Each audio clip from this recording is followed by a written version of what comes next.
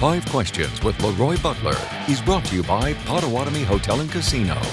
Now, here's Tom Silverstein. Hello, everyone. Welcome to 5 Questions with LeRoy Butler. It's January, middle of January, and we're still doing this show. Well, didn't you expect it? I did not expect that. I did not expect to be doing this show the last 2 or 3 weeks. And God is good. I know you did, but I honestly am shocked they are where they are. Well, that could be a benefit. I think the NFL got it right in their mind. The best 2 teams in the NFC in the championship game. But to me, the storyline can put a lot of things to bed. First, with the whole San Francisco thing. Okay, the first time Matt LaFleur goes out there, his brother-in-law, the coordinator, they're all friendly, and he knows everybody, the pleasantries. That's over now. Mm-hmm. Okay, that's the regular season, this is the playoffs. So now he's going, because he said himself he thought he got out coached. But I want to get to Aaron Rodgers, because if you're Aaron Rodgers, after that big old debacle at the draft green room, and a guy interviewed you and say, something about San Francisco not, are you upset they didn't draft you? Mm-hmm. He said not as much as they were going to be in the. This is perfect. This year for 2020, okay? Mm-hmm. Just hear me out. For 2020, you can beat the team that passed on you and for you to go to the Super Bowl, okay? This is a leap year. So this could be the year I get in the Hall of Fame and the Packers can go to the Super Bowl. I mean, this is perfect. All the stars are aligned, yes, this is a perfect storm. This is everything you need. And LaFleur can beat the one team, his brother. I mean, you just think about it, that they would not clear your brother to join you in Green Bay. He stayed there. Right. And for you to... So it's a lot riding on this particular game. It really is. Even like the Teal catch, I'll forget about all of that. Mm-hmm. You will? Yeah, I'm done with it. If the Packers beat San Francisco, I got a clear conscience now. It'll exercise that demon for you? Yes, it's gone. The Jerry Rice fumble. Remember that one? Mm-hmm. All of that. The Colin Kaepernick, debacles. Mm-hmm. Gone. I still see Eric Walden chasing him. Yeah.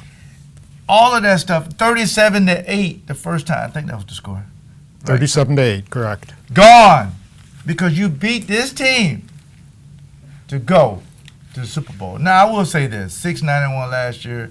San Francisco was 4-12 or something like that. For these 2 teams to be in this game is amazing. Yeah, it is. Yeah. I want to revisit that. Okay. But before we go to that, I want to say and see if your reaction to this. So on Sunday against Seattle in a big victory, I thought that Russell Wilson was the best player on the field. Hey. He was a Was magician. he was good. Do you agree with that? I think both quarterbacks were amazing. I really do. But Russell Wilson, at one time, said to himself, I got to do it by myself. Right. He had no running game. Didn't have the greatest protection. They could have got him on the ground a bunch of times. Yeah. And I thought that he was an MVP candidate for a long time, and then Lamar Jackson took off. Mm-hmm. That had he beat Green Bay, I think people would have voted for him to be MVP. Yeah. Had he it was too late. Out. It's too late. The vote's in already. That's right, the votes are in. But, in the barbershop, they would have said, this guy's amazing. So he single-handedly kept them in the game and gave them opportunity. Yes, he did. Okay, so this brings me to the other point. Yeah. Can Aaron Rodgers be the best player on the field on Sunday? Absolutely. Jimmy Garoppolo. Does he need to be the best player on the field? Absolutely. He has to be the best paramount that he's the best. His third down passing against Seattle was amazing. Mm-hmm. It truly was.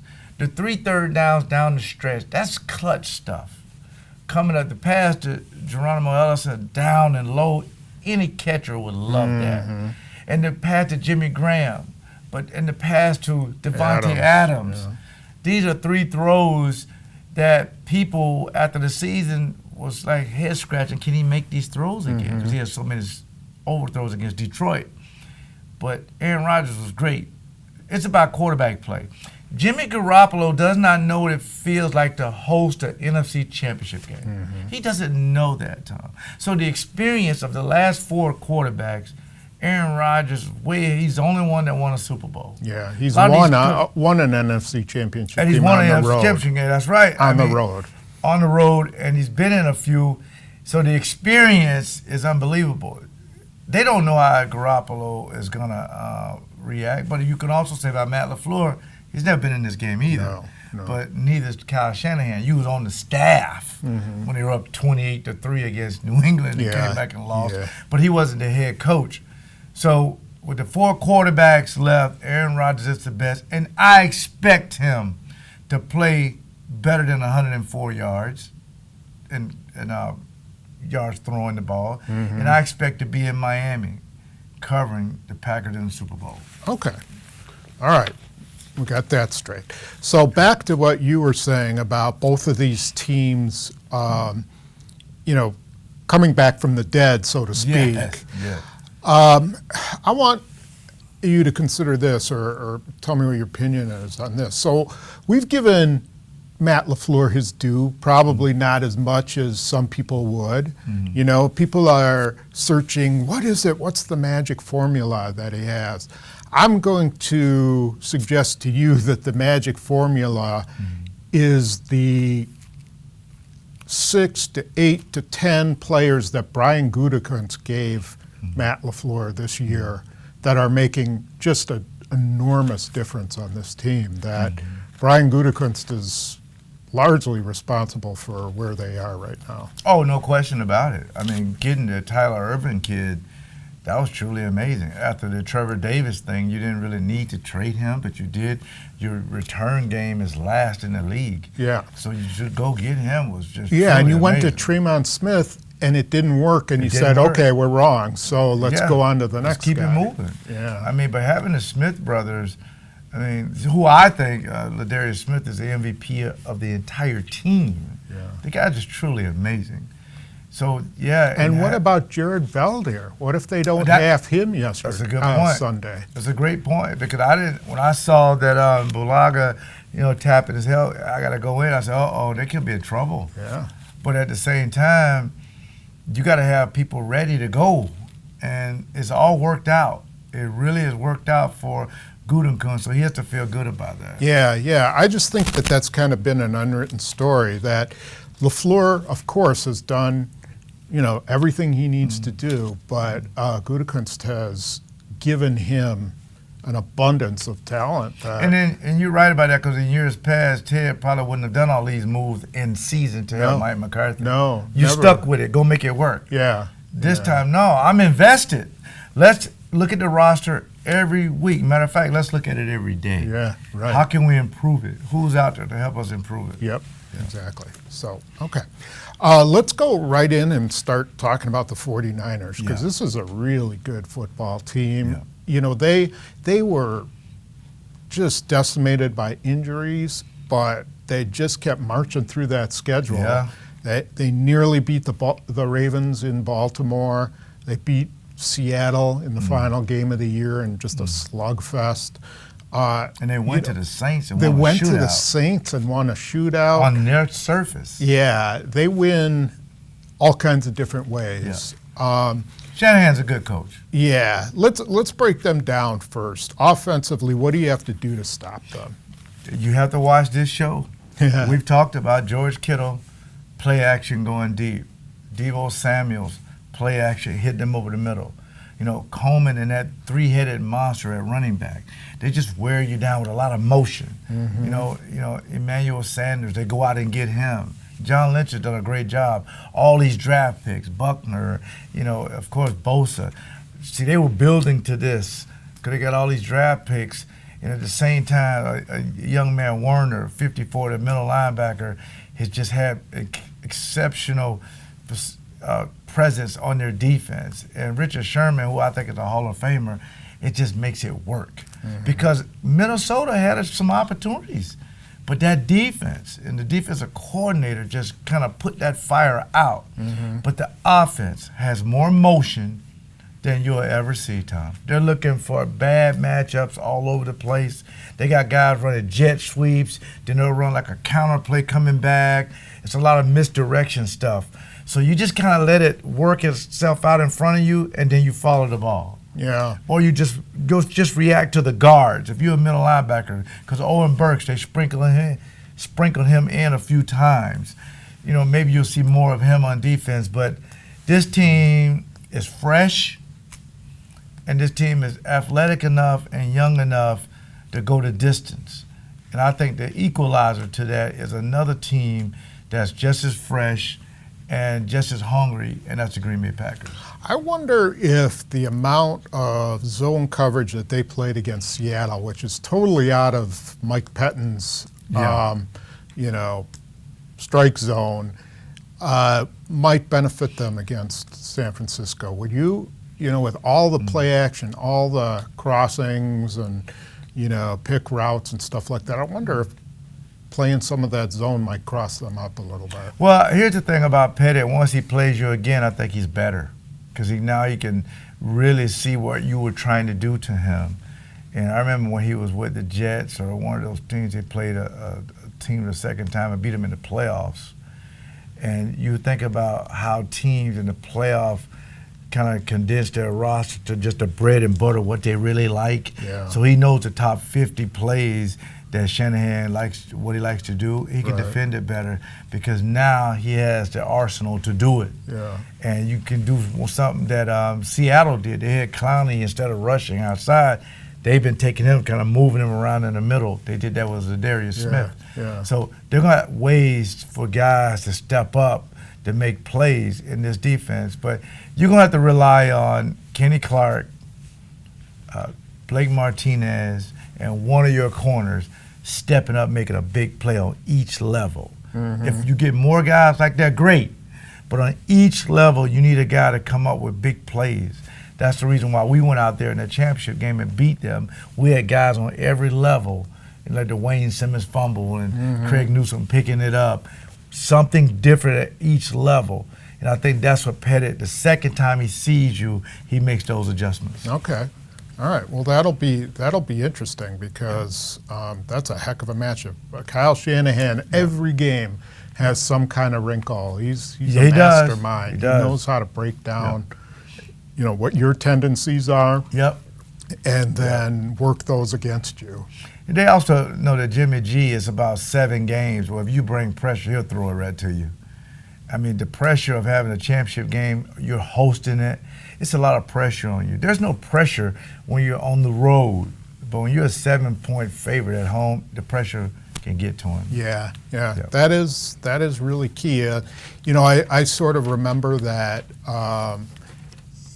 When they played San Francisco against Colin Kaepernick in the divisional game out there, Sam Shields picked Kaepernick off to start the game. And I thought, okay, that's huge because that just crushes his confidence. But it didn't. They wound up having such a good game plan with with the read option and everything. I think if they can repeat that to some degree, I don't know if Garoppolo will be able to bounce back from that the way that Kaepernick did. That's a good point because they don't have to worry about the Russell Wilson types who can run around and escape. Garoppolo's a pocket passer. He ain't going anywhere. Mm-hmm. So if you get him off his spot and take away his first read, that's what you try to do with him. Take away his first read, if that's 80 to 84 or it's, to 85, take away that first read. After that, when he goes somewhere else, that's when you got a higher chance of getting an interception or a fumble. Yeah. And to be honest with you, their offensive line is not that, secure at times. You can really send some pressure, and I think they should do that. Send some pressure right up the gut, right in his face, and force him into some bad throws. Yeah. Do you recall ever having an outbreak of flu or illness that ran through your locker room? Yes. Yeah. We've had a few times, and it happened on a Thursday, and guys were getting shots and antibiotics and IVs and for the most part, guys played, but you try to go through warm-ups to see if you have the strength and the fluid to keep it up. And if you can't, the best thing to do is let another guy 100% play. But that late during the game, though, is scary for a coach because you want to have certain guys active. Yeah, And for a guy to wake up with the flu on Sunday morning. It happens because why didn't you get it on Tuesday? Yeah. Because David Bakhtiari, he was very sick at the beginning of the week. And you're thinking, they just sent him home, so it didn't give it to anybody.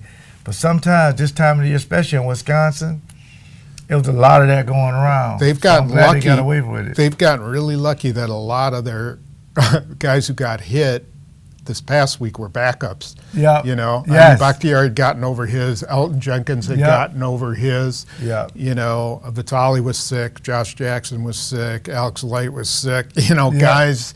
Only Balaga, you know, to just lose him was pretty fortunate. And that guy's been going through a lot this year with knee injuries here and this and that. He's been a rock, though. Yeah, so he'll be ready this week because that line ultimately has to. And we were talking about Aaron Rodgers at the beginning. They gotta protect. And he got sacked 5 times last time they played these guys. Bosa was just truly out of control. I mean, the guy affected a lot of plays. Yeah, and I think Bakhtiari has revenge on his mind in this game. Yeah. And Balaga got hurt early, and they took advantage of Alex Light. Balaga's there. That could be make things a little different. Still, the way they rush up the middle, that's what's really and that's the thing. Jim. And stay tuned for X and O's. We got some videos to show you. But I really think that LaFleur needs to really work the refs over because San Francisco, they like to hold defensive hold a lot when they run these games. They'll grab you so the other guy come around. When LaFleur gets to this game, you go talk to the referees. You watch that. Watch them grabbing our guys so our guys can slide so the other guy comes around and sacks Aaron Rodgers. You just watch that because they do it a lot, but they're kind of subtle with it. So, and I'm not trying to, complain already about the refs, but after they get a fumble and give it to the ref, but there's no clear recovery. It's just this thing about referees in Seattle that really gives me heartburn. I don't get that, but I will watch stuff like that. Okay. So why did you get frustrated when I did my prediction? I'm confused. Frustrated? Yeah. I wouldn't say I was frustrated. Yes, you were. I would say I'm embarrassed, but, maybe for who? Frustrated for you. I'm just going by what is important. All right. You media guys. Bring it on. So my prediction, just win. That's all they've done all year. Just win the game and go to the Super Bowl. Just win, I'll leave the score for you media guys. Because all y'all do is say, it'll be 28-7. And then you have to explain it. All I'm doing is saying, just win. Okay. Because that's what it's all about. That's why it's a head scratcher that they've won maybe 7 games, Tom, that they probably in the past would have lost. It was ugly, but they won. And now they're moving on. So that's what I want to happen in this championship game. Okay. So I'm excited about that. All right. There you go. There you have it. You want to give a score? No, not right now. Yeah, this is my show. You're right. If you would buy a subscription to the Journal Sentinel, you could see mine on. I actually have a on subscription. Fridays. I have a subscription. It's in there. Okay. Yeah. And if all of you have subscriptions, you can see my prediction. Trust on me, Fridays. people are going to get that because they want to find out what your prediction is. That's because if I predict, they just bet the opposite. You're probably right. Yeah. I want to thank Potawatomi Hotel and Casino for sponsoring us all year. They've been platinum. We appreciate everything they've done for us. And again, just win. If you want to see Tom, get a subscription. But I'm telling you for free, the Packers are going to win. And stay tuned for X's and O's with the video. I'm so excited about that. See you next week.